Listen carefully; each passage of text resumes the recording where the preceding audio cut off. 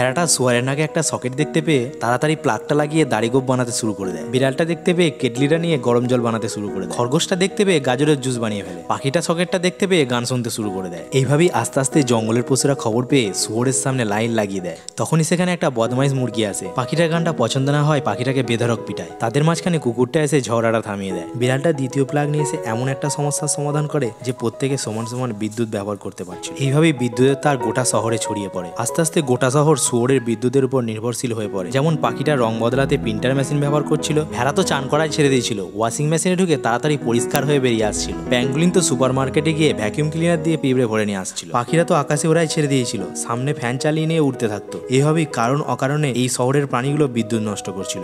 একদিন বিদ্যুৎ দপ্তর থেকে খবর আসে শুয়ার এনার্জি আস্তে আস্তে কম হয়ে আসছে, কিন্তু এই কথাটা কেউ গুরুত্ব দেয়। লাগাতার বিদ্যুৎ নষ্ট হচ্ছিল। হঠাৎ একদিন গোটা শহর আস্তে আস্তে বিদ্যুৎহীন হয়ে পড়ে। বিদ্যুৎ চলে যাওয়ার কারণে শহরে লুটপাট করা, ঘরে আগুন জ্বালিয়ে দেওয়া, এমনকি সিকিউরিটি গার্ডকে মারধর করা, এই সব অপরাধমূলক কাজগুলো আস্তে আস্তে বেড়ে যায়। এই কারণে শুয়োরকে খাবার খাওয়ানো হয়, কিন্তু সেটা থেকে যে বিদ্যুৎ উৎপন্ন হচ্ছিল সেটা যথেষ্ট নয়। তখনই শহরের মধ্যে দিয়ে চলতে থাকা একটা ট্রাম গাড়ি লাইন থেকে ছিটকে তার উপর গিয়ে পড়ে, আর একের পর এক বাড়িগুলো ভেঙে যাচ্ছিল, তাতে জীবজন্তুগুলোও মারা যাচ্ছিল। এইভাবেই গোটা শহর ধ্বংসস্তূপে পরিণত হয়।